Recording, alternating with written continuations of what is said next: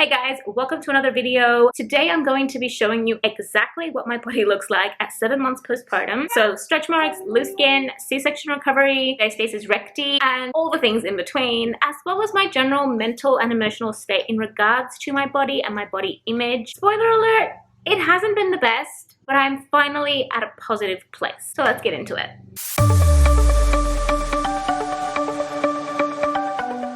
Number one, let's pick up the general mental state of how I looked at my body over these past few months. Now, my body did take about 2 months to realize I wasn't pregnant for many reasons. If you haven't seen my previous videos, I will try and remember to link them. I had a whole bunch of issues with leftover placenta, etc., which didn't allow my body to realize that I wasn't pregnant. That was a bit of a mess up. Now, after that stage, I kind of went between bouncing back after baby notion and accepting your body notions.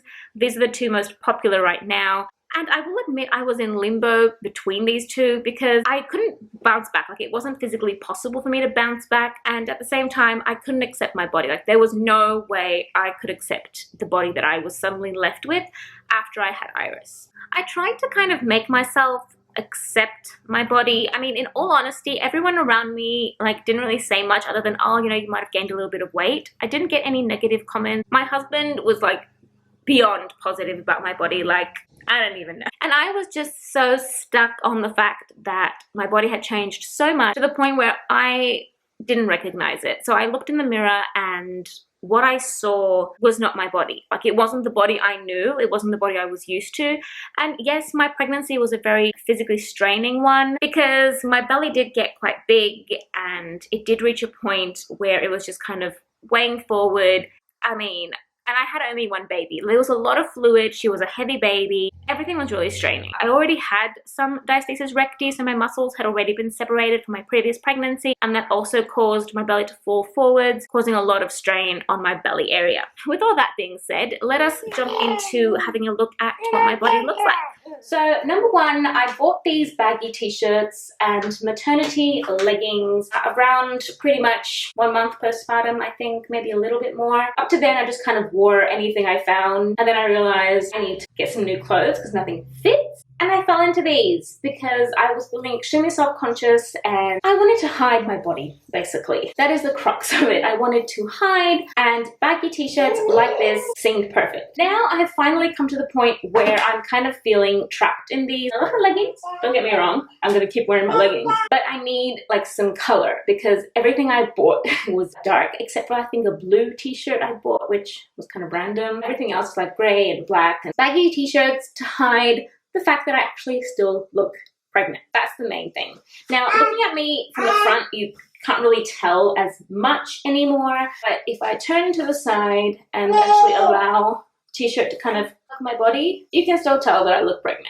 I look very much pregnant. Now, there is a slight little slope here, and that has to do with the muscle separation up here. I will explain that in a second. The general image of my body is that I still look pregnant at 7 months postpartum. Let's get a little bit more. So if I pull up and let's not show too much, shall we? So if I pull up the t-shirt here, again, as I said, from the front, you can't really see that much. And up here, there's really nothing to see other than a little bit of fat because I have gained weight. I am currently 73 kilos. I was 68 when I got pregnant, reached over 80 kilos and have gone down to 73 right now. With Angel, I was 62 kilos when I got pregnant, fell back to 62 in no time. While during my TTC journey, I actually went from 62 to 68. So TTC, a whole other thing. Talking about my body now, literally baby was never up here. I carried Angel very up high. Iris, she never reached this high. So if I pull this down, this is pretty much what my belly looks like. All the markings. Now, you can't see the markings too bad on the camera. So the markings basically start here because this is where the muscles started failing basically and just kind of falling forward. It's all around here. Then it goes down to here. And this whole part just stretched out. So the stretch marks started, and that's Iris in the background. The stretch marks started around here because this is where the separation happened. Now, I did have a separation down here as well, but that separation healed on its own because I hadn't had that with my first pregnancy. Whilst up here, I already had a minor separation during my first pregnancy, and automatically during the second, it just went all. So I have a muscle separation right up here, which falls forward, and I actually have a hernia that pops out here. So if I go to the side, you'll see I have the little sort of fat and skin.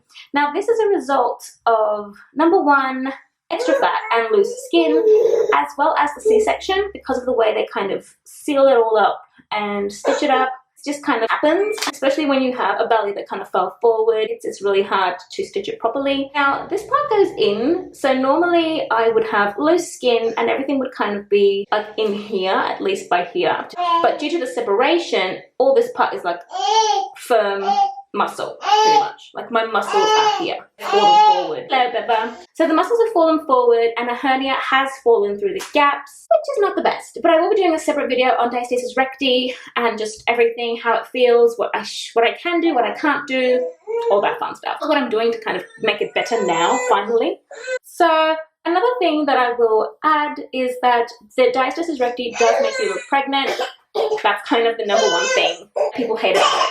Now, another thing I really couldn't get over the past few months was this little flap falling forward, because it kind of bothers me. I can't wear jeans, I can't wear, you know, anything that makes my belly flop over. I can wear high-waisted pants, but it causes issues with my diastasis recti and my hernia. It's not the best. So I have had a few issues in regards to what I can and can't wear because of this. So the diastasis recti does mess up things a lot. Now, in regards to things like loose skin and stretch marks, there is a lot of loose skin, like a lot of it. I don't know if you can actually see that. Like, it's literally, you can grab it and pull it away.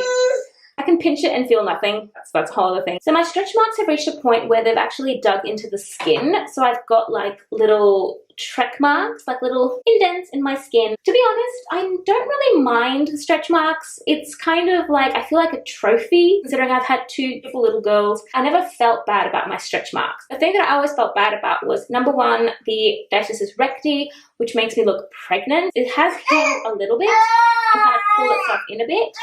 Not as bad as it was at, for example, 2, 3, 4 months postpartum. Now, the thing with these two issues, so the little flap at the bottom and the diastasis recti, is that I can't work out to get rid of this because of this, and this needs very specific workouts and care. So I'm kind of stuck with a lot of it for now, at least. Pulled in nicely and hidden again.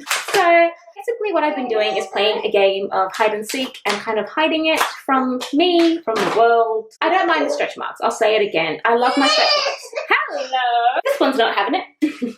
So as I said, I don't mind the stretch marks. I don't mind like the markings on my skin that show that I have had a baby. That is the least of my worries. I don't even mind my scar. It's barely visible, which is why I'm not even going to show you guys, because literally pulling up the flap is extremely difficult. And secondly, you can't even see it anyway. Like, it's barely a thin line. It kind of like, you can kind of see it at the point where it kind of overlaps with my appendicitis scar, but that's about it. So that has healed up very, very well, I have to say. I did not expect that to happen, but the flap is there, and that needs a lot of work that at this stage I can't do due to the diastasis recti. And then there's also, like, when I hold this little one, it strains my hernia, it strains the diastasis recti, and it makes me look even, like, look at this.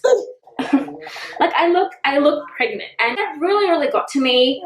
There was a time when I was devastated and so upset, just thinking, how can I keep on looking pregnant even though I've had my baby? It's been so long. I was so upset with my body, so angry that, like, why would you do this to me? Why would you break down like this? But when you kind of think about it, I never really looked after my body the way I should have. I never really cared for my body and worked out and ate healthy and kind of trusted, like, that my 20s would last forever, I think. And the fact that in the past 10 years I have gained 20 kilos is proof that my body is struggling a little bit, or more than a little bit, I would say. I need to look after it. It's not my body's fault that this has happened. It's literally the lack of care that it has received. My body gave me two beautiful girls. Look at this. Look at his face.